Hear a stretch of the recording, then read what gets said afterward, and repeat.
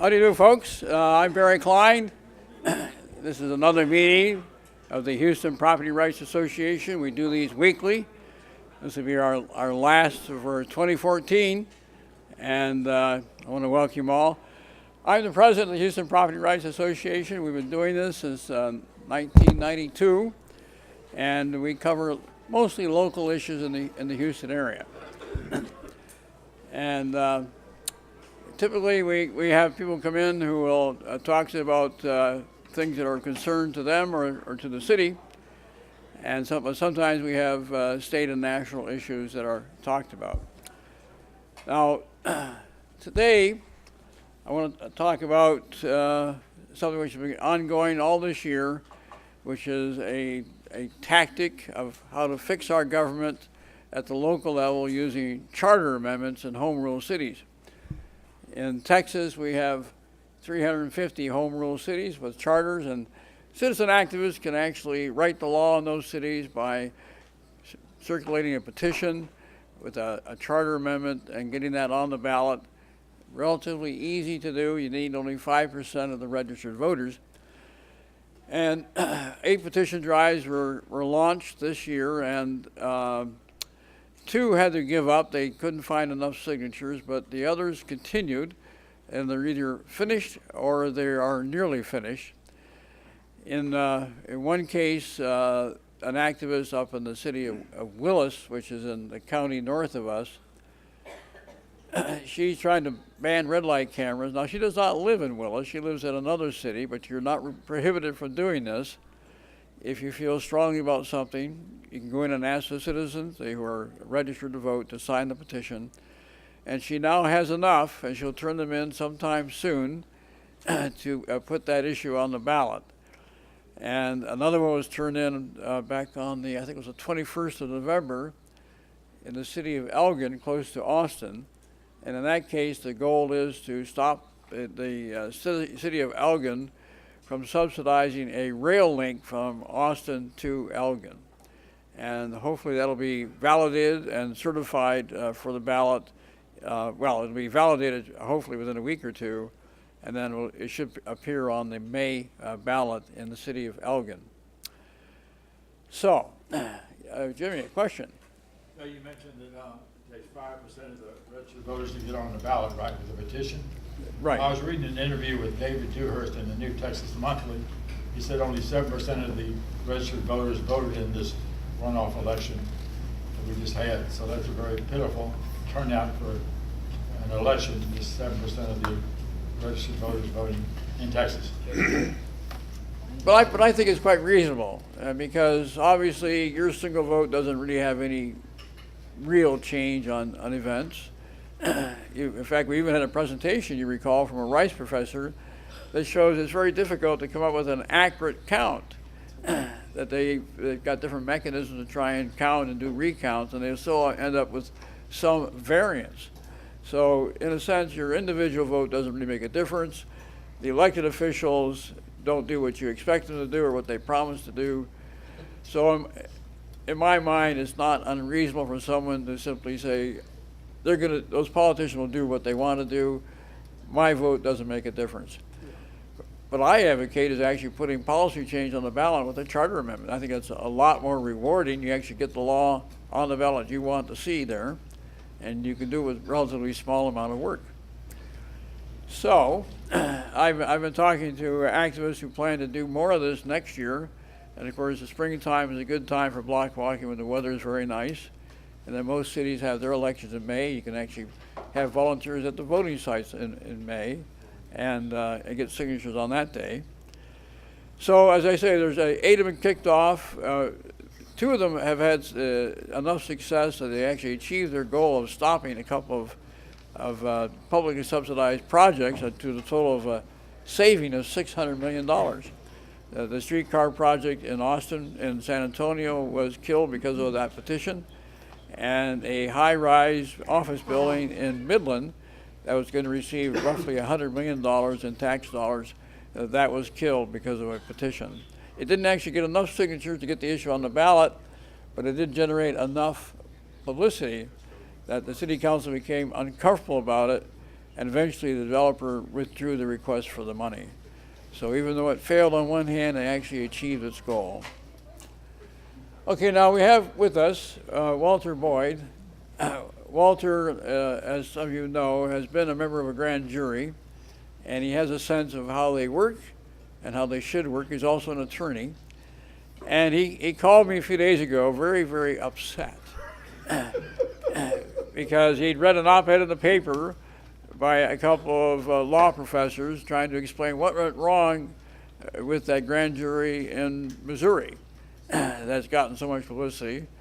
So Walter wants to come in and correct the professors to point out, I think, how they misunderstand the grand jury process. Walter, would you come over here close to the mic so they can record this? Yes. Hey, thanks, Barry Klein, and thanks to the Property Rights Association. This is a great meeting. I'm sorry I haven't been here more often. And when I'm not, I regret it every time. Look for you next year, Barry. All right, here, I'm just going to get into this grand jury editorial that these two professors from South Texas School of Law named Professor Karn and Professor Williams, and they both identify themselves as experts in criminal law and in professional ethics and that sort of thing. Now look, I just want to try to just tell you what's wrong with this article, and think you might invite them. You're thinking about it. I did call Professor Karn and leave a message at his office that I'm going to complain about him today, but he hadn't returned my call. So I just want to pick out a couple of things. I've already done a presentation on the grand jury. We've had them. Lisa Falkenberg has written extensively on it. They've all got it pretty wrong, in my opinion, and Hooper's here to straighten me out. Okay, I'm just going to pick out a couple of things. First of all,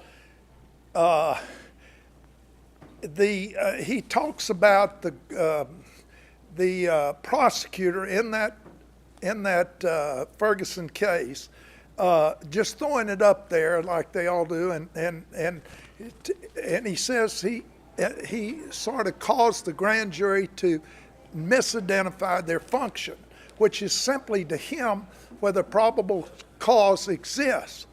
And I tell you, that's not the only function of a grand jury. Many lawyers are taking cases to the grand jury now, and I discussed this before. I got to move along here real fast, but there is other reasons why a grand jury will fail to indict, and it's looking at the whole case and deciding. I won't go into that again. I went into it pretty extensively before when I talked, but here, look at here. He says that most unusual was the fact that the defendant testified in that case. That's not unusual at all. And I heard that guy on MSNBC, the so-called conservative on Morning Joe, what's his name? This morning, he says, my God, the grand jury, they throw all this stuff out at them. Well, what in the world, and then expect them to make a decision. But the point is, the prosecutor, if he hadn't have done that, and he says there's not enough to prosecute, can you imagine the thugs over there in Ferguson taken to the street because he didn't present it to the grand jury? Let me tell you this, in my opinion, and a lot of opinions, this guy did not deserve to be indicted. He was the victim. But aside from that, they say what is more troubling is that the grand jury chose to believe him, the defendant, with full knowledge that he, unlike a defendant at trial, was permitted to share his version of the event and so forth. How do these professors know that? They might have just taken the whole thing. Something like 16 of the 23 witnesses were proved to be liars. I mean, the prosecution witnesses, Michael Brown's witnesses, there were liars, and the grand jury said, we're not going to buy into this stuff. That's what I think happened. Walter? Yeah. I've been on a grand jury too, and there's been some policemen, they had it before the grand jury, but the people on the grand jury, at least some of them, say, oh, we got to support the police, we have to trust their judgment and all that. They don't want to indict any policeman, period, almost anywhere in the country. Well, that can happen. It wasn't on my grand jury, and I think we were pretty representative. We had had a broad section. We argued. about everything, and we had some of these people were very spirited. We didn't get pushed over by anything, at least I did. And as far as I'm concerned, my 11 colleagues, it was wonderful. What were you on, a pussycat jury or something? You're a, The one in New York is even worse than the one in Missouri. You had pictures of that one, the guy with a chokehold around his neck. That actually, he killed the man right there. Still, they didn't. well, you indict don't the know cop. that he killed him. He probably died of a heart attack or could have. That's part of what the grand jury considered. And it wasn't a chokehold, Jimmy. Was that right? But anyway, we're getting aside from the deal. Wait, all right, I'll wrap it up. He says that factual guilt and legal guilt are not always perfectly aligned. I don't know what factual guilt means there. He says the trial is a public event, as if a public event is going to be the way we resolve problems, the way we resolve issues. They could have tried this case, and you know, those that are critical of the cop here would never have been satisfied. I don't know where he gets the idea that the public trial is going to resolve anything. And he says a grand jury should indict not only when we are sure a crime was committed, but almost more important when we are really not sure. What do you mean when we're really not sure? What does that mean? My God, you're going to just indict people? People that are indicted are victims. People are indicted liberals. So first of all, you ought to come to any rescue of anybody that's been indicted, don't you think? Some states don't even have grand All right, juries. one more thing. Well, all right, there's another little thing here. Justice. Now, I tell you, I've called the professor. I said, I want to debate you all over there on this, and I'm glad I went to U of H Law School now. Justice must be defined. Listen to this. Justice must be defined by process, or you could say procedure, not outcomes. Just think about the stupidity of that. You don't consider justice by outcomes as well as procedure? My Lord, have mercy. Anyway, thank you. God bless you, Barry Klein. Okay, That's my thank you. Christian aspect coming through. Yeah. Okay, Lewis. I agree with Walter, and so does Nina Falkenberg. She had a long article in the Chronicle, and it said that this was a gold-plated grand jury, by which she said, all grand juries should have behaved the way that grand jury did, but they don't because they don't have the time and can't afford it and so on. She pointed out that there were 45 witnesses, all of them were, some were said he was, really murdered, and their testimony conflicted with others and was discredited, so it was the most fair grand jury she'd ever heard of. Well, it's interesting now. It was all, I think these two professors objected to the fact that that the concept of probable cause was not honored, which apparently is a very low probability that this person is likely guilty. So we'll send them to court and get all the testimony, and there will be cross-examination. And their complaint is that this did not occur. There was not, the witnesses were not cross-examined, particularly, of course, the policeman. And so they're saying it was not a proper airing of all the evidence. I think that's the argument. But you're right. Some states have discontinued grand juries. They found it flawed, and it's an interesting problem. Well, Don. I just want to make a comment. When Lisa Falkenberg wrote her article about the Ferguson grand jury, she pointed out the fact that that grand jury was selected randomly. Well, that's not the way we do it here in Harris County. Our grand juries are selected by our judges. Good point, Don. Thank you. Not always anymore. That's true. About half of them. Yeah. Okay. All right. Well, let's move on. Let's talk about the topic today. I have a handout here with some of the recent news stories about what's happening with our electricity in the Houston area, and the firm NRG, and another firm, Calpine Corporation. I'm learning a lot more about energy than I knew before, even though I've been paying energy bills for years. And so CenterPoint is a utility that has a transmission lines. And NRG produces energy and I guess pays a fee to center point to use their lines, and so does Calpine. And I guess they go out and find their own customers somehow, and maybe we'll hear about that when our speaker comes up. So this story appeared recently about this plan to bring in a transmission line that will cost roughly $600 million. Be about 130 miles long, running north from the Houston area up to close to Waco. and the question is this needed? What really attracted me to this topic is the criticism I was reading about the model, the computer model being used to justify this new facility. And as many people know, I'm a longtime critic of the computer model that's been used to justify new highways and expanded highways, when in fact they project congestion and gridlock 20 years out. But the reality is, the Census Bureau report shows the travel time stays under half an hour for most people, and that's true across the country, and even there's evidence across the world. People don't like to travel, spend too much time in the work trip.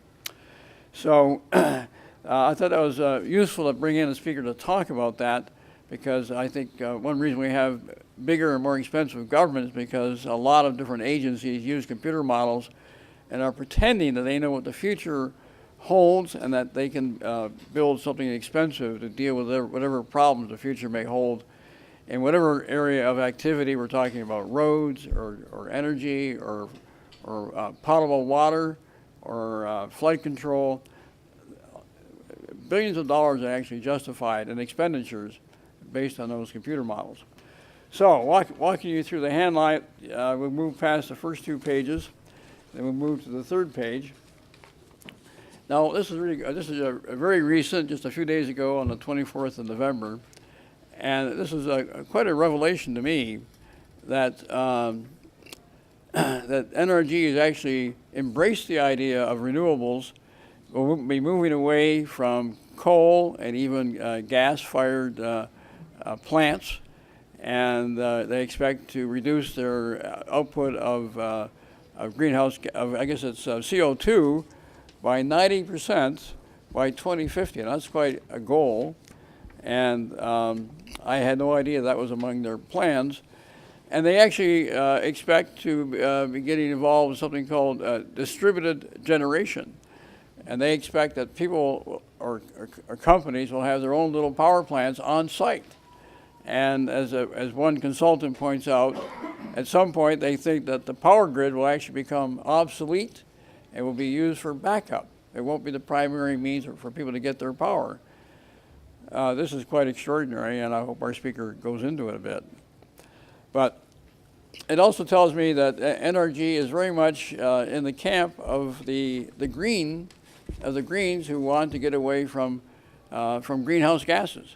And I was not aware of that. I didn't realize that the people, professionals in the field, had that much confidence in alternative energy, that wind energy and solar energy could actually end up replacing things like coal and gas. I also did not realize that coal plants are cheaper than a gas-fired plant. I always thought, I had the impression, because we're going through this boom in energy, that gas was very cheap, and it was probably cheaper to use that than coal, but I guess I'm wrong. Moving on. Who is paying for HIP? Pardon me? Who is paying for the Houston import project?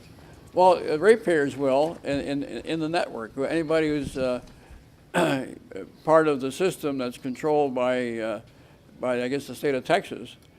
Is it CenterPoint Energy or some company? Who's Well, they will pay for it, but then they'll be reimbursed by the ratepayers.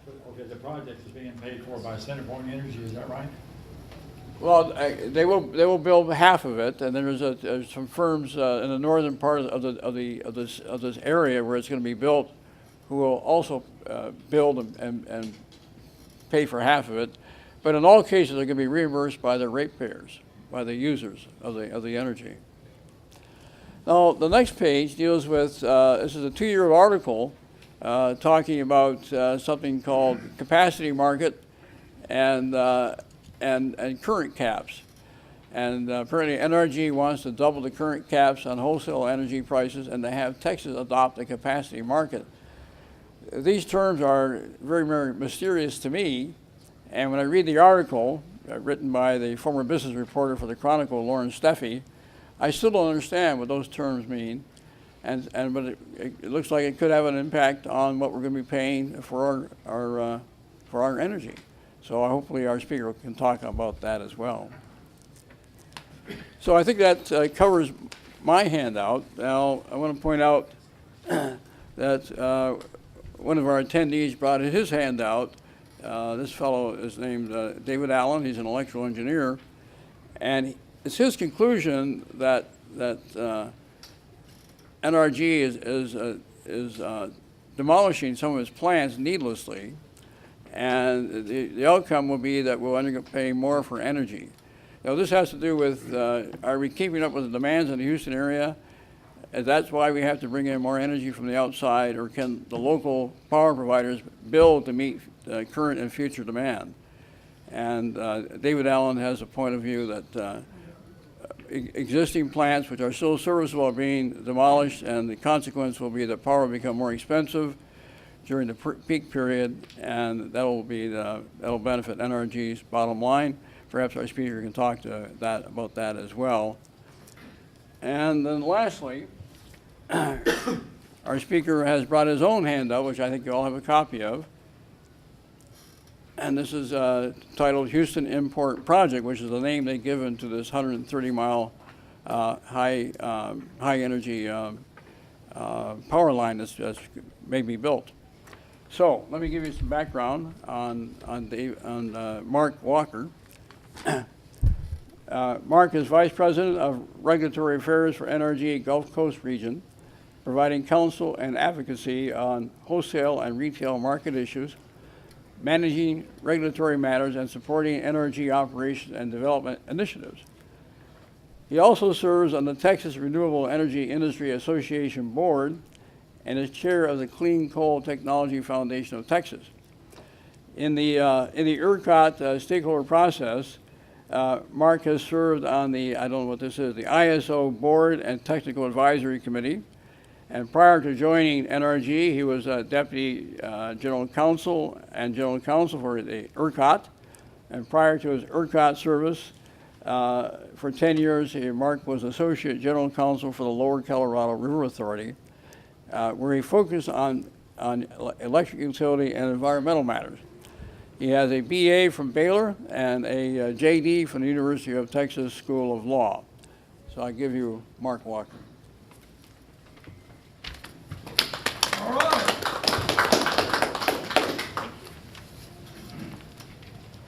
Okay, you know this microphone does not really work for us, but just that's for the him, camera, right? Okay. Let me bring my water. I might need that. I apologize. I got a little bit of an allergy thing going on, so if I have a coughing fit, I'll take countermeasures. So I'll be prepared. Yeah. Well, I'm in Austin. You think you've got it bad here? Try it in Austin.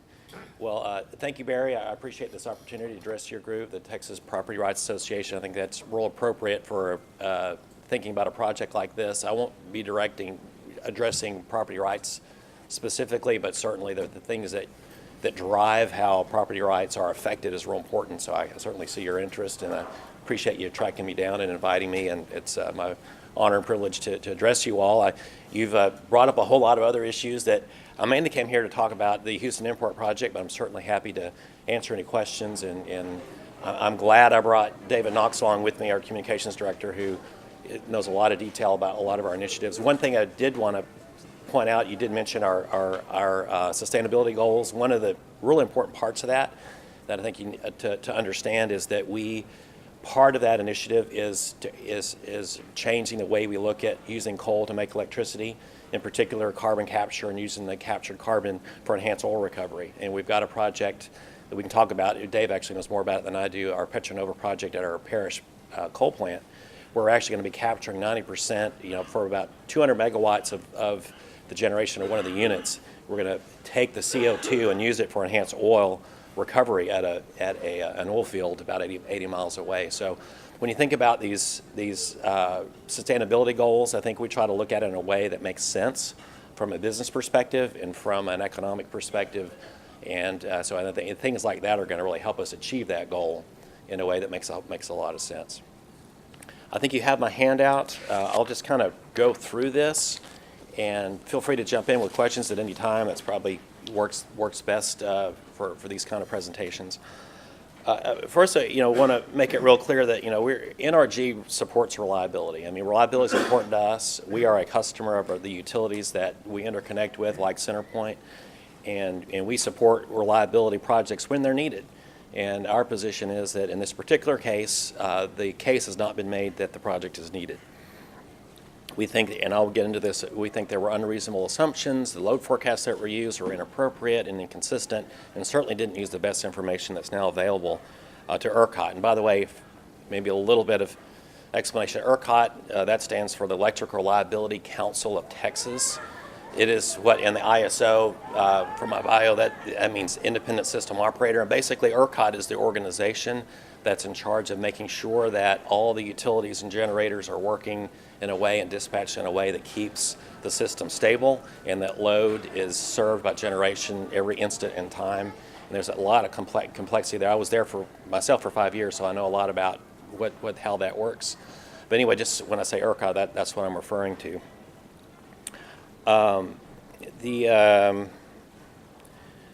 There are other aspects of this that I'll talk a little bit about. Things like energy efficiency, we don't think was adequately considered. Basically, what you're looking at is how much load is there going to be in Houston, and not just Houston, it's also in the South that's going to need to be served. How much of that's going to be served by things like energy efficiency, solar, rooftop solar, residential, commercial solar has become, as many of you probably know, has become a lot more economic. We've invested a lot in that technology. Others have. We think that has not been fully accounted for in the amount of generation we're going to need from the system. That's going to help the load situation in Houston and the South. There's been a lot of talk about all this industrial growth that's going to happen in Houston, and we believe that's going to happen. But if you really look at how those projects, refineries, chemical manufacturers, even LNG facilities, typically, those facilities build a lot of their own generation. Not only do they build their own generation, they build enough so they can actually market it to the system. So I think there are a lot of these other factors that we think weren't considered adequately in the amount of load growth you're actually going to see in Houston. And basically, and you probably, I think Barry may have alluded to, we've been challenging this. There's been a formal process at the Public Utility Commission that has basically concluded. Thus far, the Commission has not agreed with our position, but basically we're asking the Commission to send the project back to ERCOT to do a more fair and balanced and consistent analysis based on the best information available. Thus far, the Commission has not agreed with that position, but there's more process in approving those projects, and we'll be participating in those. I'll go to the next slide number 2. I just sort of acknowledge, that this is the reason why we're putting a lot of effort in this. There's a lot of skin in this game on all sides. We think that, certainly one of the consequences of this project we already have another issue in our market, I'll call the ERCOT market. And by the way, ERCOT is about 75% of the area of Texas, about 85% of the electric load. As you probably know, the legislature back in 1999 directed that this area, with the exception of the municipal and cooperative utilities, will be in a competitive market. But we also, and I think it's real important to the gentleman who's raised some issues to really understand, is when the legislature and the Governor Bush signed that legislation, we completely changed the paradigm of the industry. And what that means is we separated the different functions. We separated transmission, like CenterPoint, generation, like NRG, and also we created something new called the retailers. That's Reliant, Green Mountain, TXU, and others. And so we had a new paradigm. And one of the fundamentals of that is for generation, there is no longer an obligation to provide service. The legislature decided we want the market to decide what is the most efficient way to serve the load. And that leaves the economics to the market to sort those things out. And sorry to dive a little bit into this, but it helps to understand our first one of our concerns about this is projects like this that distort market signals will discourage building generation where it's needed the most, and runs the risk of overbuilding transmission if you let the market work, generation will come, and we're already seeing that happen, and I'm going to address that. Of course, the utilities have a vested interest. I don't think CenterPoint would deny that. This is a big project for them. They're going to build about half of this $600 million project. Another utility called Cross Texas Transmission will build, and in partnership with the municipal utility, will build the northern half. But that's a big deal. Those are big projects, and they're guaranteed a return of 10% on their investment, and operations and maintenance and debt costs and all those things. So it's a big deal for them, and that's to be acknowledged. But I think it's also important, and I think it relates a lot to the sort of things this group cares about, is the ratepayers. What does it do to the ratepayers? And because they're going to have to pay for this, and we'll talk about what that means. Another one here I probably should add is also landowners. There are going to be a lot of landowners affected by this 130-mile route. And I've got some pictures at the end and sort of an appendix to show you the proposed routes that the utilities have already laid out. On to the next page. Just a little history about this project. This project, in a different form, was proposed about 4 years ago. And and what you need to understand, in our new market, the way where we have where economics drives generation and also affects how we look at our transmission planning, there are basically two ways that a transmission project gets a recommendation from ERCOT. Basically, for large projects like this, utilities really need to get an endorsement from ERCOT, the system operator, that this project is needed. And to simplify, there are basically two ways to get there. One way to get there is to say, hey, if we build this line, we're going to save money. There is transmission congestion that's causing prices to be higher in one area versus another. If we build this line, it's going to lower those congestion costs, and that savings is more than the cost of the line. In other words, if we build this line, in the end of the day, consumers save money.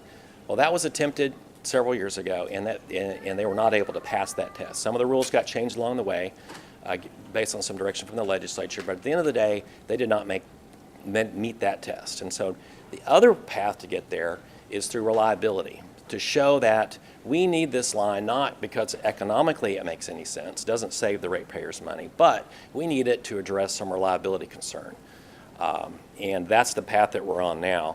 And basically, our objection is the way that was conducted, the analysis was conducted, we think was inappropriate, not compliant with the current legal requirements, and used inconsistent and outdated information. Probably it might be easier given time. I'll maybe go ahead and, well, one thing I do want to mention, and I'll talk about this a little bit about how, and I have a slide to talk about how they assumed the load would grow, and basically we're talking about 2018. One of the things that you'll hear is, well, ERCOT said we did other analysis as well, and every analysis resulted in, hey, we need the project. And these are what we call sensitivity studies. Well, without going into all that, I just feel like I have to address it. A lot of those sensitivity studies, many of them had the same flaws that we believe are in the primary case. Plus, in some instances, there were other objectionable measures that they used. Just a couple of examples. In order to make the model solve, they basically assumed about 27 power plants could run at 150% of their maximum capacity, which cannot possibly happen. Or they raised the amount of wind they assumed could come from West Texas, both of which we don't think are reasonable assumptions.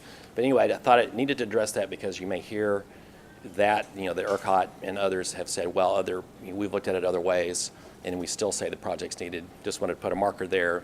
Well, those analyses had problems as well.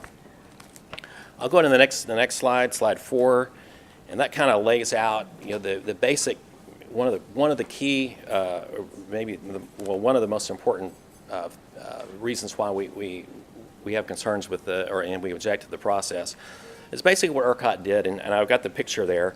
In those different zones, it's what we call weather zones, and basically what ERCOT did was kind of drew a line and split Texas into two halves, or ERCOT. And by the way, this shows you kind of what ERCOT looks like in terms of the area that ERCOT has purview over.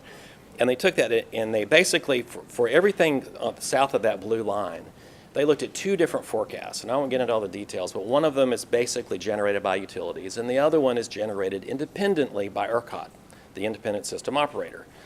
And bottom line, on everything on the south side, they took basically the highest value from both of those loads, or both of those forecasts, to set the marker down for the projected load. In the north, they only used one of those. Basically, we'll call it the utility forecast for that load. And so that's what we call the base case of, okay, how much load do we have to solve in this exercise of looking at this project? Well, then they had a problem. The problem was, if you inflated the load that much in the south, there was not enough generation to serve the load in the entire system.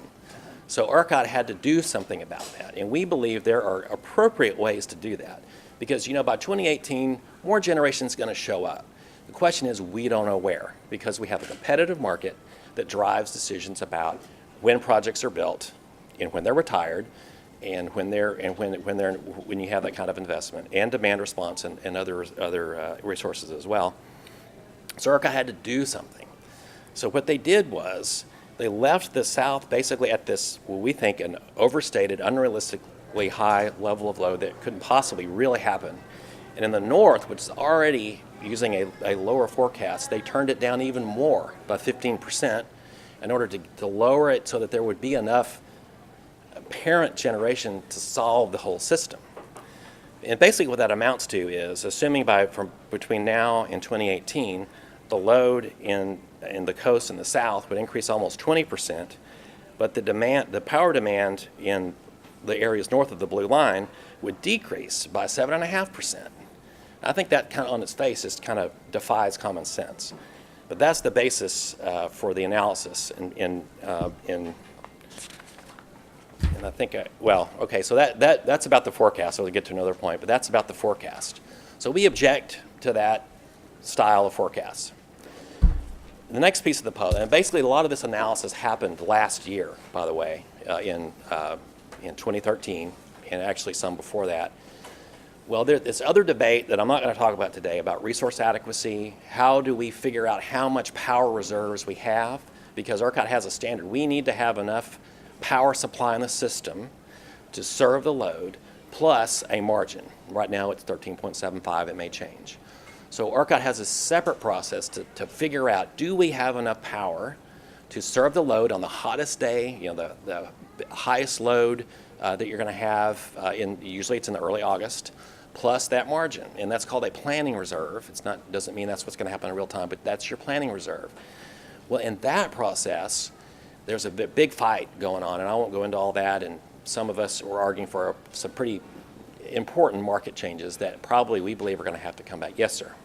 How do they justify that the demand is shrinking in the northeast and west by 7% when our population in Texas is growing all the time? Well, absolutely, and that's the point we've been making. And I'll get to that in my next slide, but the short answer is they had to do something to make it all balance. And so what they did was they turned down the load of the north, which is another way of basically saying you're going to build several thousand megawatts in the north that's going to use this line, which, by the way, also creates the reliability problem. Because if you have 5,000 or 6,000 megawatts that suddenly has to run across the state, guess what? You're going to overload lines. But it's a fiction, and that's our issue. But that's the short answer. At any rate, so in this process, ERCOT got a lot more, really sharpened its pencils on how do we do load forecasting for purposes of what we call resource adequacy. This is about the power that we need and the reserves that we need. And they came up with a new, much more sophisticated, all kind of terms like neural networks and it's a very technical term. They changed completely how they look at load forecasting. And lo and behold, ERCOT has decided, you know what? Our load growth we've projected, it's significantly less than what we thought. And there are reasons for that. The market's getting smarter about avoiding the peak demand because that's when power is more expensive. You've got more energy efficiency in place. You've got solar growing. There are a lot of things factor in how the rate of growth has lessened. By the way, that should also lessen the need for new transmission. But ERCOT did not use this new forecast, and we urge that it ought to be, that the project should be sent back to ERCOT, use the new forecast. and that was not done. And that's one of our objections. Going on to the next slide, just to sort of graphically show what this really means. So now we have the new, most sophisticated, state-of-the-art forecast, and that's what we kind of show on the right. On the right there, what we show, and this is, we took an average just to sort of, you're going to have hot years and not as extreme years, and so we kind of blended 5 years in the blue lines, and then on the green bars is where we show the forecast. The 2 bars on the left, and the blue is for the southeast and the coast, the south basically, and the green is the north. And on the right is the forecast that we're addressing in the 2 scenarios. So we have an average of those 5 years. And if you look at the new, and by the way, this is apples to apples. We're using their version. It's called the 90-10, but we're using their extreme weather model. So this is where ERCOT says in your extreme year, this is what you should expect. And you can see that there is an increase, not as aggressive as it has been in the past, but there is an increase. And we think that's probably we don't, at this point in time, we're not challenging the new methodology. We're still looking at it, but we don't challenge it. But it is what it is, and by the way, it's independent. Well, look at what happened with the analysis that ultimately was used in the HIP. And that basically shows what we've already discussed, how the load in the south grows enormously and the load in the north actually decreases. Going to the next slide. Basically, and as a gentleman, I was responding to the question, why would they do this? Well, the reason is because you have to do something to make the model solve. And basically, what this really amounts to is they're assuming that nothing gets built in the south, where they've expanded this analytical level of load. Yet there's going to be enough generation in the north that's going to get freed up. And when it's 120 degrees all over South Texas, it's 70 degrees in the north, I suppose. I guess that day could happen. All this generation is going to come flooding down to the south. And guess what? You're going to have reliability violations. We need a project. So that's in a nutshell our objection there. Well, we've already seen some changes. I think it was just last week. ERCOT comes out with now we're back to resource adequacy. Okay, what do we assume about what new generation is going to get built? Lo and behold, we've got about over twice as much generation showing up in the south than in the north. And what I mean by that is what ERCOT has another process that determines what we will count as real. Even if it's not built yet, if you've hit certain requirements, for example, getting an air permit, I think now they have a new requirement that you have to have water rights if you're going to need water, and you've negotiated your interconnect with the utility you're going to connect to, then we're going to count you in the year you say you're going to be in service. Well, based on the trend that we've seen already, it's completely at odds with the assumptions that were made in the HIP. That is, you're going to build thousands of megawatts in the north, and nothing gets built in the south. We're already seeing that unravel. And by the way, just to make sure I'm making that clear, anything in the south, yes, sir. And I haven't looked in a while. Is ERCOT issuing new permits for water? I mean, I thought all new plants, natural gas fired, are all air cooled. ERCOT doesn't really issue water permits. You have to get those elsewhere, TCEQ, but water supply. And so what I would say is yes. I would say most, if not all, new gas facilities, depending on where they are going air cooled or some hybrid. Now, there are exceptions to that. For example, the projects our Cedar Bayou 4, which we built a combined cycle a few years ago, which actually, by the way, helps this situation. That gets water from the Gulf, and so you can design a facility so there you can use the water, and that's sufficient. Groundwater is also available, for some. But I would agree that most new build is trying to use as little water as possible. Not all completely air cooled. I think there's a lot that's kind of hybrid as well. Which doubles the cost, right? It has a cost. I don't know if it doubles it, but it's a fair amount. It's probably close to the double digits in percentage. There are there have been a few. Panda has built a couple. Outfit called Panda has built now 3 combined cycle plants. I don't know that. I should know this, but I don't know how much they're water cooled versus air cooled. Those are combined cycle plants. If you're talking about combustion turbines, peaking units that don't have steam generators, those don't need water anyway. And so, in fact, and I'll talk about it a little bit later, the project we're building now, under construction now, at the old Robinson site, those are CTs. But no, sorry, yeah, but we can talk more later. But that's a big issue, and that's why ERCOT has added that requirement. We're not going to count you as real. That if you need water, then where are you going to get it from? Before we're going to count you as real when you say you're going to be there. One more question. Yes, sir. Texas has more wind turbines than any other state.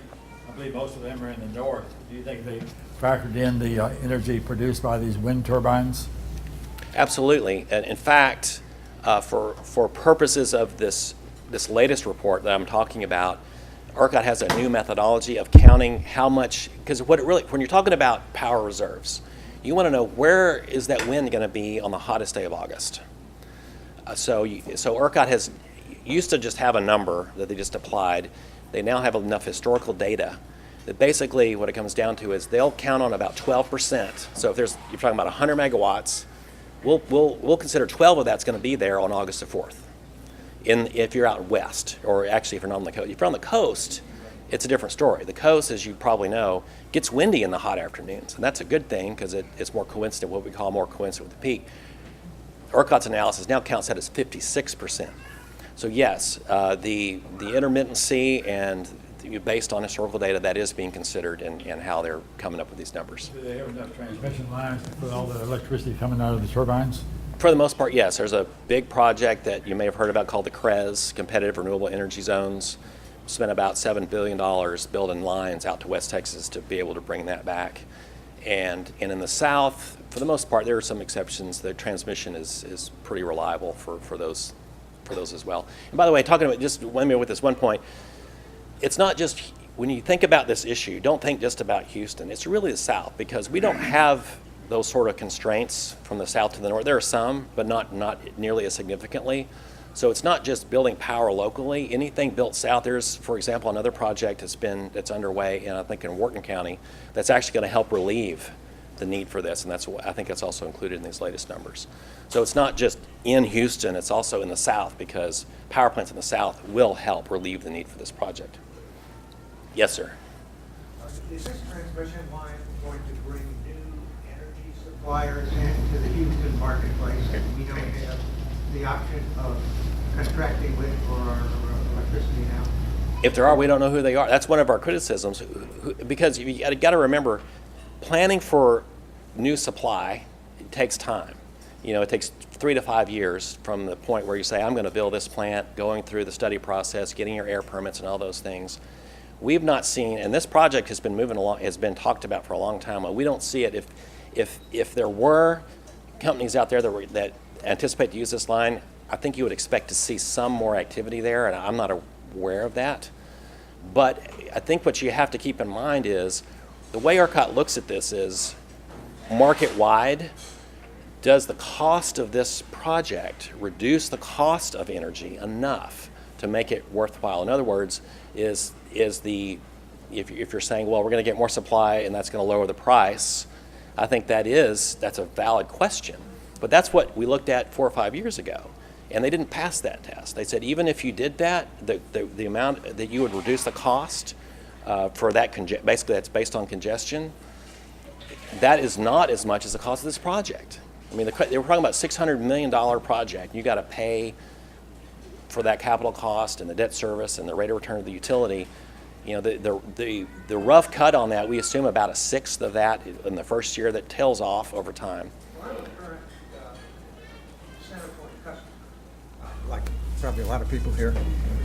To the extent that Centerpoint is involved with this project, and I already have my own energy supplier that I've already picked up, what effect is this going to have on my electricity bill if they go ahead and build that particular power transmission I believe the line? number that I've seen, and I'll subject to check, and I think it's actually their number, was 35 to 40 cents a month. Is that right? Look at the slide you have right there showing. Oh, okay. Well, about to get to another slide. We'll talk about costs. But if you're asking this project, And subject to check, I think that's even the number that I've seen that they've used is 35 cents for this large of a project. The energy that's presumably going to be carried on this transmission line. I'm sorry. If I have no plans to use any of the energy that's going to be carried on this transmission We're not line, aware of any. assuming there's some other suppliers up there that I Right. could choose from, I'm still going to be billed by CenterPoint Absolutely. for that line, regardless You're of going to whether pay I for that have any regardless. use for it at all. That's a very good point. You're going to pay for that whether those folks show up there or not. Maybe even more. If you have a home over in West Texas that doesn't even have any value in this, you're going to be paying 35 cents a month. It is across all of ERCOT that you will have that increase in generation, increase in cost. And that's a good segue into the next slide. And then, again, I think this is something from oh, yes, sir. Well, Sorry. Well, as you're interrupted, there's something keeps coming up in my mind, and from my experience, you have to plan on uncertainty in this process. What you say today may be changed dramatically tomorrow. That leads to a question about, can this be done incrementally, slowly, piece by piece, rather than the whole project all at once, and therefore allow for some uncertainty downstream. So you could change, new technology comes up or whatever. I mean, you have to be able to plan for that when you're planning this. So why not, is there a consideration of doing this incrementally? I think it's a great question. The process really isn't set up as well as it ought to be to do that. But I think if CenterPoint were here, they'd probably say, well, there's a practical problem with that. If you're going to build a 30-mile line, and you're going to want to get a lot of value out of that. You want to use double circuits. You want to get as much. If you're going to go to the trouble of building all that, to build a smaller line first, I mean, that was all I can say is that wasn't really studied in that manner that I'm aware. I could throw in some other questions about it too. Why not cut the line in half and, I think that gets into kind of the way you model the system and where you would need to make it effective. I'm not sure interconnecting halfway it would have the same effect. My question is somebody thinking about that? Not right now, no, sir. I mean, I'd raise my hand about that. I'd say, hey, that's all. Yeah, no, that's a very good question, and I think the only thing I can say at this point is that's kind of how. Well, Mark, as I recall, the map shows that you've got a station at the north end of the Yes, sir. transmission line. So that's your station. Yes, sir, that's our limestone coal plant. Right, so you can't really cut the line in half because you have to get to that station, right? Well, I think my interpretation is that the line's basically built in two halves. One line goes from our limestone station to the TMPA, the Gibbons Creek coal plant, which is about roughly halfway from our plant to Houston. And so I got to interpret that as, well, why not just interconnect at Gibbons Creek and build half the line, and maybe you won't have to build the other half. I'm not aware that was ever looked at, but that would be. To me, it makes sense. I mean, if you're thinking about big budget items, no matter what Yes, you're sir. planning. No, that's a great. I wish you'd been there with with us. Yes, sir. You mentioned the Wharton expansion from the plant. Are you referring to Constellation's plant out there and whether or not they're going to expand? Yeah, Exelon Constellation. That's right. And they're not permitted for the next 456 megawatts that I'm aware of. I'm sorry. They're different projects. There are two parts of that project. One was already But they're existing. right. I'm talking about. New units, and I know that they've had it on the books for a while, but Yeah, I'm not talking about the ones they just announced about a month ago. I'm not talking about those. 'Cause those they don't even have air permits yet. But there's some other stuff in the south, and maybe it's Chambers County. I've got a file with me. I can show it to you. But I mean, the numbers are what they are. I mean, basically in the south we've got over 1,500 megawatts that are pretty real, almost 1,600 megawatts that are pretty real. No, it's a good question. And then in the north we got 500. So that the trend is way off from the assumptions. Mark, you have a question here? Yes, sir. Yes, sir. Are there any health issues involved in building these power lines, where to build them, and how many people will live close to them or under them and so on? There are. That's a controversial issue, and I don't want to get too deep in that. But those are issues called electromagnetic fields. I've heard a new one lately. They're called electromagnetic pulses, and I don't know much about that. But there is a science around that. There's been a lot of back and forth studies about does this cause health problems, and there are studies that seem to indicate that. Theirs are more kind of like survey type studies as opposed to cause and effect. But yes, sir, that's an issue. And I used to work on these projects at LCRA. We built transmission lines, and every proposal we had to address that issue. We had to put on testimony about it. We had to talk to the public about it. So yes, it's an actual issue. I'm not up on the latest on those issues, but yes, sir, that always comes up in these projects. Mark, is the alignment actually known now, or do you just have a rough idea where it's going to go? Oh, that's a very good question. It's a very rough idea. And by the way, this 130 miles is what my dad used to say, as a crow flies. It's going to be a lot longer than that. And you can look, and don't want to spend time with the last 2 pages of the handout are from the 2 different utilities. And I apologize that the last one, CenterPoints, is on this format is hard to read.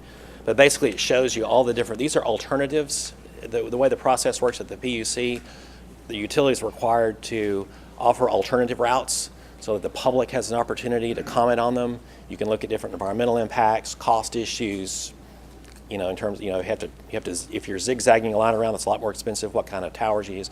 So anyway, so yeah, the 130 miles, that's, again, and we used to build lines like that in the old days, but that doesn't happen anymore.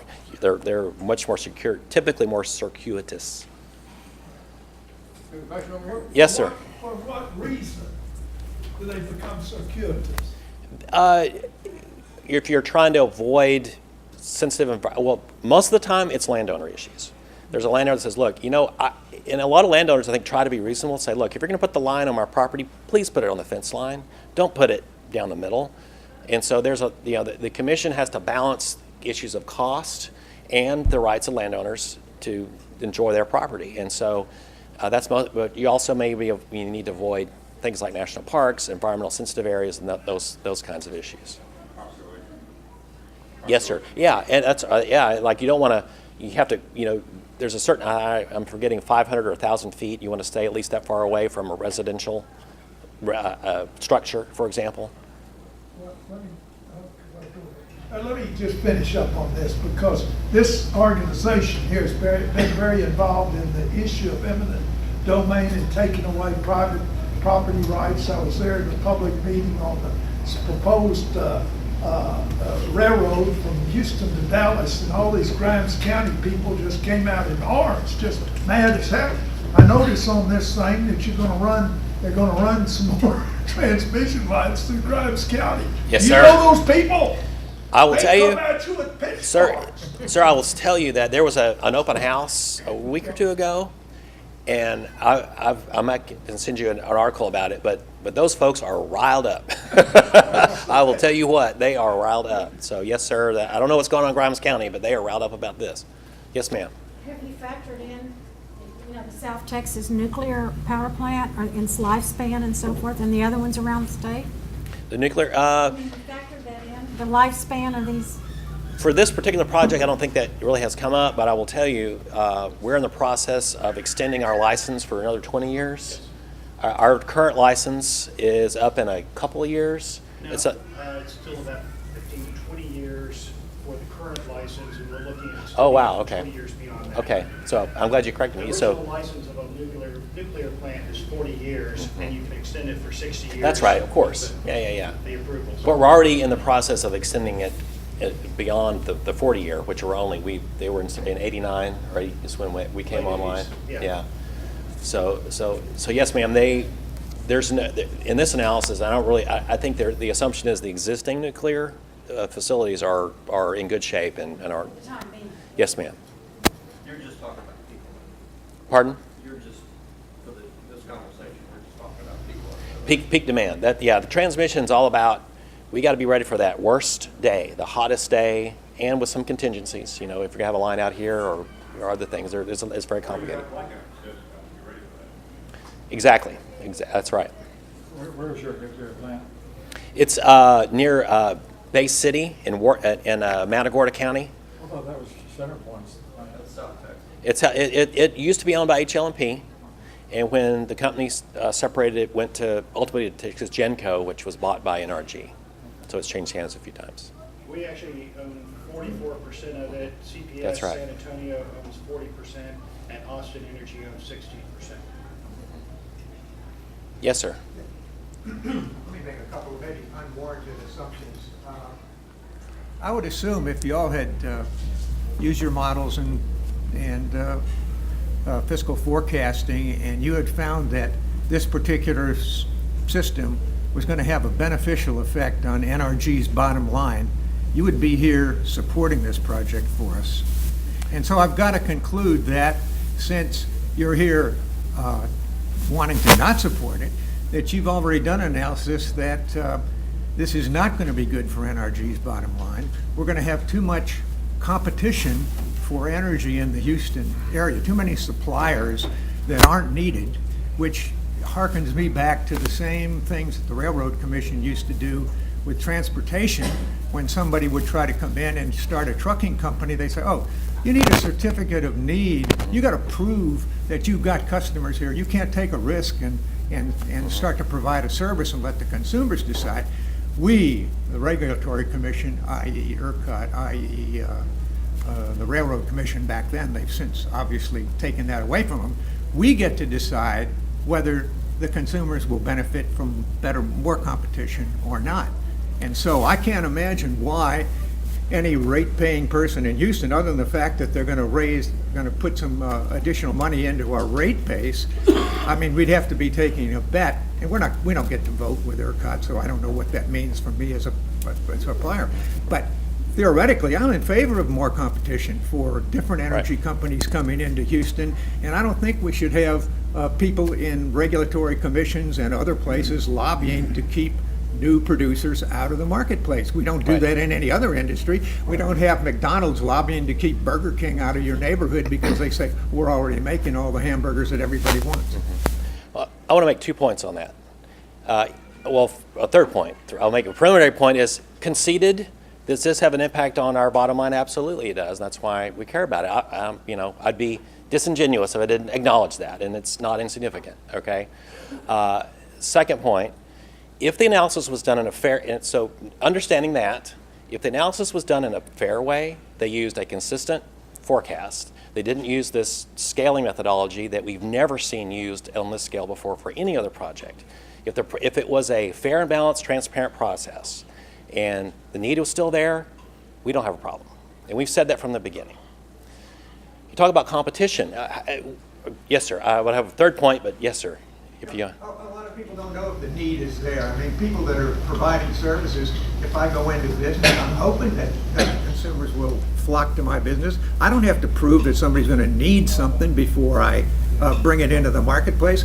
Steve Jobs didn't have to prove that people needed iMac computers before he put them out on the shelves for us. Consumers use a lot of things that they don't know they need, and so trying to set up some regulatory bureaucracy that's going to predict what people need is totally counterproductive in my mind. Well, I kind of think that's sort of what's happening here. I mean, you have a bureaucratic process that's saying we need a project when, if you're talking about the cost to consumers, they failed that test at least once. But if you're talking about competition, okay, that's an excellent point. Where do you want the competition? Does it have to come from the north? It can come from the south. Most of the new generation being planned that would offset the need for this project is not us. It's not Calpine. It's other players. So it's a matter of, do you want to build this $600 million highway for competition up there, or do you want to encourage the supply to be developed where it's needed without having to build a $600 million project, and it costs you more than it's going to save you on your bill? I mean, that's all we're asking for, is if you're going to justify this project, it needs to really pass a valid test, but acknowledge that you also have an impact on the market. New competitors are coming in. I mean, we have to compete, and most of that new generation is in the planning queue now. It's not us. It's not Calpine. Yes, sir. I appreciate your honesty. So this other line. Hope my boss is. Yeah, the other line goes someplace else, and so who's promoting the line? And I assume it's another generator up there that's got a new plant coming online that's going to compete with you guys. Oh boy, I'm going to get myself in trouble here, but I'll keep. No. It's a fair question because you're right. Luminant, owned by EFH, you're familiar with. OTXU. The LTXU, they intervene in this case, and they're strong supporters of the line. Because, and I'll be honest with you, I mean, what you look at when I talked about the money you would save is less than the cost of the project. What does that mean? That means there are days when there's congestion. Prices in Houston are a little bit higher than they are in the north. So there's some increment there. Well, guess what happens when you build that line? Well, that kind of evens out. You're going to denote a smile on my face because I'm just laughing because I know David Bondman is just rolling over in his grave thinking about the fact that he bought TXU and he used to own you guys too. Oh yeah, well, there's a lot of good stories about those days, but Yeah. but anyway, that's why. I mean, it's their bottom line too. I mean, even if they don't build anything, there's an incremental benefit to them. So they participate and they support the project. So you know, Going on your yeah. question, both of these questions, you look at yes, transmission, why not? But if you look at that slide that you're on right now, in 2000, when they started the competitive markets, you were paying $4 a month for transmission. You're now paying $16 to $17 a month for transmission. Why not build a whole bunch more transmission lines? Just cover the whole state with transmission lines. It's only going to be your budget. It's not theirs. They're going to get 10% return on that guaranteed amount of money that they're spending on it. It's something you need to do reasonably, and what the analysis that we saw, this one is not being done reasonably. There's a line being drawn, the South Texas, the Rio Grande Yeah, one. the Cross Valley Loop, it's another very large project, almost as expensive as this one. But to your point, sir, that they did we think a proper analysis, and we actually supported that project because we think they passed that test. If we wanted to cut transmission costs, we ought to drastically reduce that RPS requirement that the state legislature put on us so we can pay for all the wind coming in from West Texas. But I'm curious as to the model, whatever analysis you all did, in terms of saying that the ratepayers were really going to suffer if this line came in. Aren't those the same models that you're saying are not working for ERCOT or aren't inconsequential or incompatible with what your interests are? It's a different analysis, and I'm sorry to be, I don't mean to be coy about that, but it's a different analysis. What you look at in that analysis, what you look at is that little bit of price difference in Houston versus the north. That little, so you could calculate what that number is every year, and the test is okay. Well, if we build this line and make that go down or go away, how much is that going to cost us per year to have built that line? What we call the carrying cost of the line. That's a bigger We number. don't know what it's going to cost 5 years from now to bring energy down. Well, you have to make assumptions, and as a matter of fact, you're right, and I'll give you a good example of that. The numbers they used for that analysis, I would believe, they were assuming $6 gas. What's gas today? It's $2. So you're right. But I think they would never have, I mean, as badly as they failed the test before, they would have failed it miserably now with a $2, $3 gas price. But the impact, your question on the impact on generation, what you really do with this, right now, it is barely economic to build new power plants. In fact, it's not economic to build new power plants. The only way we're able to build the power plant that we're building at the old P.H. Robinson site is that we have the land, it's right next to the connection point. We are using equipment that we bought used and brought it in there to reduce that capital cost. That's the only way we're able to make that work. And you have the water, right? And we don't have any water rights because we do, but I mean, it's a combustion turbine, so there's no water needs for this one. But that's how we were able to make that plant economically viable. Mr. Harper, they have a 900 megawatt plant being built, gas plant, the Pandora King plant. How's that economic? That is actually quite a ways in the future. Well, it's supposed to be in operation in 3 years. Yeah, but I think it You is have to ask something- them. You have to, different companies are going to have different risks on what they feel is economic. And we have two very, very large combined cycle plants that we are looking at building at sites that we have. They just need to be economic. The prices need to be up a bit higher. You build this, and what you do is it is going to affect the ability to build new generation And what you're doing is you are trying to solve a resource adequacy issue. Do we have enough generation with transmission? And with this pipeline, this transmission line, you are taking power from a place that doesn't have enough generation to transmit power to another place that doesn't have enough generation, and you impact the ability to build generation while you're in the process of it. Just a Yes, quick sir. thought in the planning issue, when you're planning large projects like that, uncertainty increases dramatically over time. So the farther out you have to project, the more uncertainty. And the trick with that is, if it's a big project like long distance, that's a long-term construction project, you're a lot of assumptions, a lot of guesswork. And that was why I brought up the issue about incremental, smaller, shorter-term projects involving less resource, so you can change your mind midstream. Yes, sir. No, makes Question, sense. a lot of this is about, the huge assumed cost and the assumed growth. And it's all assumptions, lots of stuff can happen between now and then. Isn't that a lot of what the discussion, the concern is? Well, and I would say that in ERCOT and stakeholders like utilities, generators, the retail providers, that is something that it's like anything else in engineering or other endeavor. We have a problem. How do we fix the problem? And so we have a pretty elaborate and highly technical set of processes, procedures. How do we balance the risks? And they tend to be weighted heavily on the conservative side. In fact, we think they've gone too far on the conservative side when it comes to transmission. Yes, sir. Right on. Yes, sir.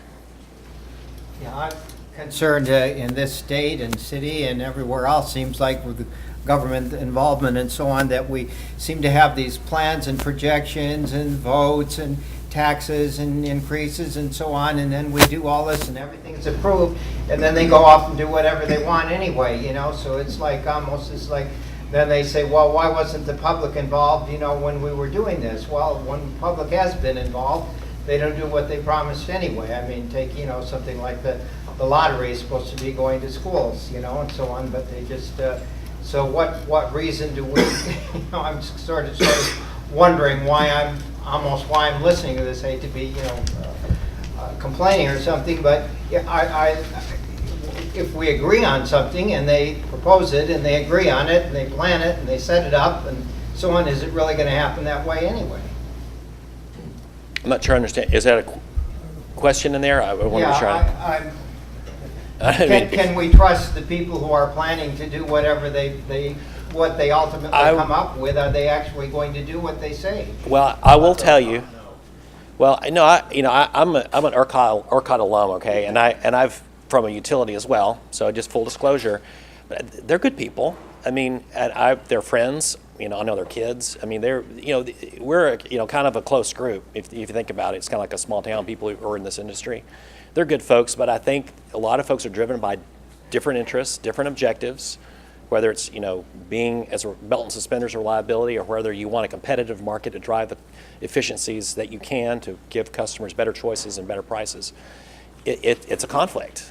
And I would say actually in ERCOT we do it better than any other place, and I have purview over some other markets that do not work nearly as well. And I say stakeholder, that's not reaching down to the public, although the public, it's like a lot of things, and I do sympathize with that. A lot of decisions get made in forums that are theoretically open. You can go online and watch just about any ERCOT meeting you want to see, or a PUC. It's really easy, it's free, but it's technical, it's hard to follow, and so at some point you have to hopefully have the right amount of stakeholders there to come up with a fair process and make good decisions.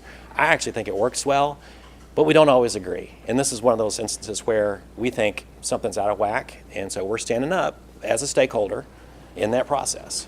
But at the end of the day, I would say I'm not saying don't trust ERCOT, don't trust the utilities, but I do think what did President Reagan say? Trust but verify. It's an important process, and it's a constant, interactive, and a lot of advocacy, and not everyone agrees. But I think at the end of the day, and we're not there yet on this issue, I think we do get to good solutions. Let me add a slightly, I agree with Mike. I'm not going to answer that question directly, but let me give you two different things on how the systems work. With this transmission line, $600 million transmission line, 130 plus miles, straight line. It is not going to be a straight line. It is not going to be $600 million. It is going to be different than that. Could be lower, probably going to be higher. CenterPoint will get a 10% rate of return on however much that cost, and however much it costs, once it's approved, if it gets a bit more, it's going to be costing a bit more, and it's going to cost you a bit more. You asked about the nuclear plant. We started developing South Texas Project 3 and 4 in an era of $10 plus natural gas. The economics worked. We were going to build that. You had two things happen, Fukushima, and you had the price of natural gas dropping down to $2 to $3 to $4, and it's not economic. At that point, we said, we're no longer going to invest in that. We wrote off $400+ million on that investment because it was no longer economically viable. That did not cost you a penny because we are a competitive system. If a generator makes a mistake, if it takes longer to build something, if it costs more to build something, that's on the generator, not on the ratepayer.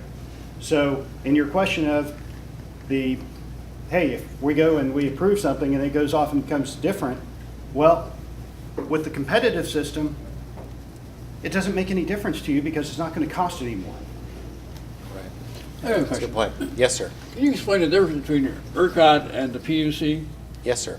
The Public Utility Commission is a state agency that has 3 commissioners appointed by the governor, confirmed by the Senate.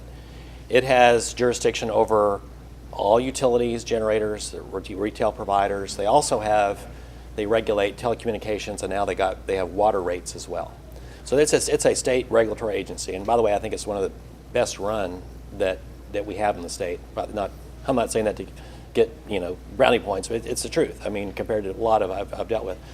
ERCOT, under the statute, I think it's technically called an independent organization, but it is a nonprofit corporation. It is empowered, it is selected by the PUC to conduct certain functions, reliability, planning, keeping the grid stable. There's a whole long list of its responsibilities. The PUC has a lot of oversight over ERCOT. ERCOT has I think it's a 15-member board. I think 6 of those are independent, meaning they're not part of the industry. The others, board directors, are representatives of different segments: generators, utilities, municipal utilities, cooperatives, consumers, large consumers, small consumers, and residential consumers. So I think it's kind of a beautiful governance, and we're pretty happy with it, and we think it generally gets to the good answers. And under ERCOT it has control centers, it does planning, and it does the more kind of actual managing of the grid. So ERCOT leadership is appointed by the PUC? Well, the PUC commissioners are appointed by the stakeholder ERCOT board. The stakeholder representatives are elected. So we're a generator, we elect our representative on the board. I actually did that for a little while. But the independent directors go through a process that uses an outside consultant to go find suitable candidates, have the right background, and are independent. But they ultimately have to. I don't know. I can't recall if they actually have to be finally approved by the commission. I think they actually do. So once a candidate is selected, a filing is made at the PUC, and the commission can say no. But so there's a process, and the commission has oversight. And so the ERCOT makes recommendations to the PUC. That's where the final decision is on whether the transmission line will be built. In this instance, under the statute, if ERCOT recommends a project, they're given deference, not complete deference, but I think it's given. That recommendation is given great rate, but it is not definitive on the need issue. And that's a real important thing to remember, especially in the next proceedings that are going to go forward, what we call the CCN cases, where the utilities will have to get specific approval for these 2 different projects now. And the need issue is not determined yet. It can still be challenged in that process. Well, your firm is actually challenging the methodology, right? So you're hoping to reverse the decision to approve the project? Yes, sir. Thus far, the Our complaint had to do with compliance with certain procedures. It was a much more narrow point. The commission did not find in our favor. But the ultimate question of is this project needed really hasn't been litigated yet. And our primary basis was the methodology that was used, the scaling, for example, the forecasts, inconsistent forecasts, and the failure to use a more accurate forecast. But Mark, tell us when the PUC denied it, what they said as far as that Well, that's a good point. information. It's interesting to note, if you can go back and look at it online, I mean, it's available, and they made it clear that they did have a lot of concerns with the analysis. The fact that we use different load forecasts for our reserves and capacity, resource adequacy, and transmission because they interrelate. And I think at least two of the commissioners acknowledge, one in particular, that's a concern. We need to fix that in the process. But I think the idea was, but the process that was in place at the time, you can't say ERCOT violated it. That's their view at this point. But they did raise concerns that the process itself needs fixing. Question from Steve? Maybe you covered this previously and I just didn't catch it. But I've got a really dumb question. No such thing. I've heard that too. Sure hope not, or I've done a lot of No that. dumb questions, only dumb mistakes. If you think the power needs in the north are gonna grow more than the assumption says here, and the power needs in the south are gonna grow less, I think that's what you said, that according to these assumptions. But regardless, rather than ship power in from somewhere else, why not build power where it's gonna be needed? Right on, brother. And You're right on. You could even start with, say, X megawatt plant, gas-fired or whatever, and only build, say, 0.25x to start with, expandable over time as the demand increases. Right. Why take power from somewhere else and ship it to where Yeah. you could supply it locally? And that's a brilliant question. It's not a dumb question at all. And I'll tell you Okay. that That's their argument, what by the way. it is, and because the trick in that is we have gone to a competitive market. So the PUC and ERCOT can't say we need 200 megawatts every year to be built for the next 5 years and then everything's good. We don't have that anymore. The legislature, I think, wisely said, you know what, let the competitive market figure out. And guess what? It's working. The report that came out last week shows where is a new generation becoming real and moving forward? In the South. Guess what? Where it's needed. The market did that. It didn't cost ratepayers anything. All the investment risk is on the generators, not on the ratepayers. And you don't have to build this line to hope that something gets built in the North. You're not guaranteed the 10% incentive? No, sir. We are not. If we build a That plant, sounds it like doesn't an make money. imbalance in the system to me. Well, that's what we've got, and we're doing the best we can with it. But that's one of the reasons why our concern on this line is because we are trying to build the competitive answer to meet the legislature's goals of a competitive energy market. And then you have this rate-based system, which is going to change how all that economics work. And it's that imbalance that you're talking about, which is the challenge. And let me be sure, I'm enthusiastic about the competitive market. If you let it work well and don't distort it with things like transmission lines that aren't needed, if you have the right mechanisms in place to let competition work and allow companies to thrive and not put risks on ratepayers and let us manage those risks, because we're probably in a better position and probably equitably ought to manage those risks, that's a win-win situation. I think a best example of this is this slide. We're kind of running out of time, but I want to be sure y'all look at this and look at what's changed. The amount you're paying for power now used to be like 70% for the energy. It's gone down to less than half of what you're paying in your bill. I think that shows, and the gas prices, by the way, are pretty much the same, I believe. And I don't think this is even counting for inflation. Well, this is a different chart. But anyway, I think the proof's in the numbers that competitive market works. We support that.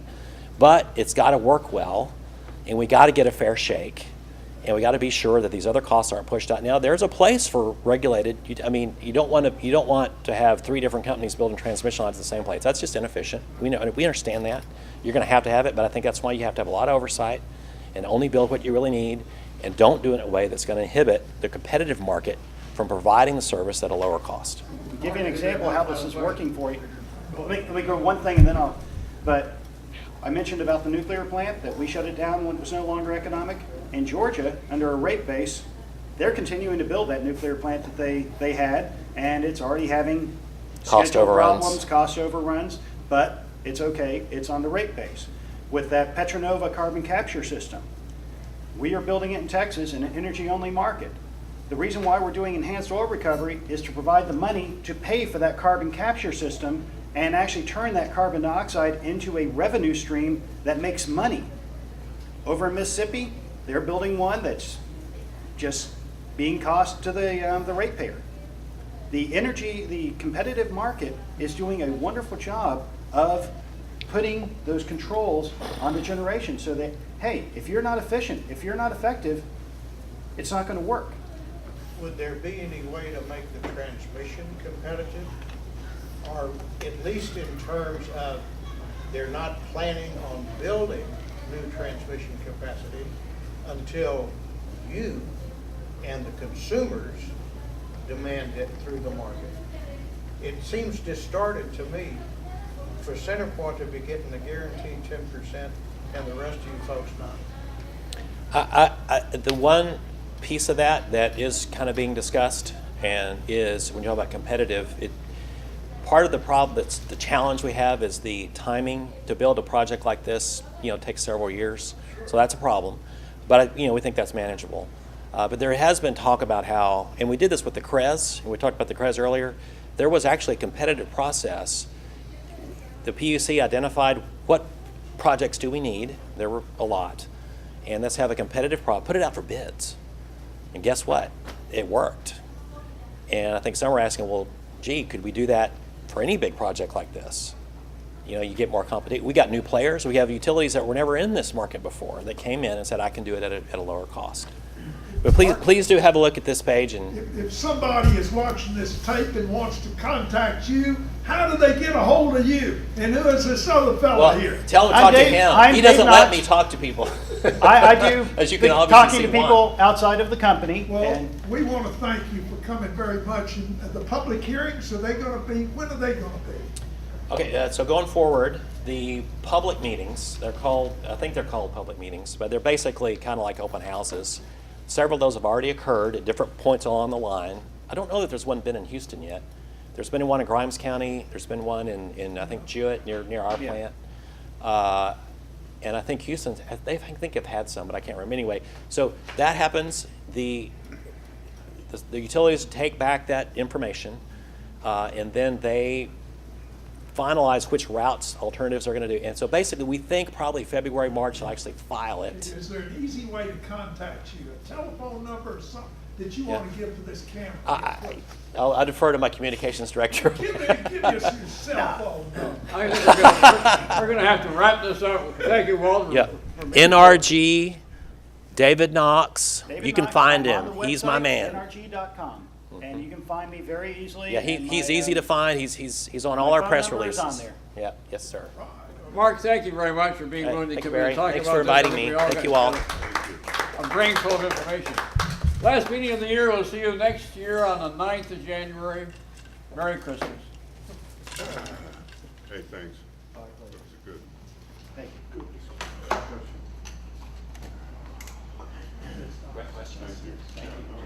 Let's give a hand. Try and give you a shot at, but we're getting right out of time.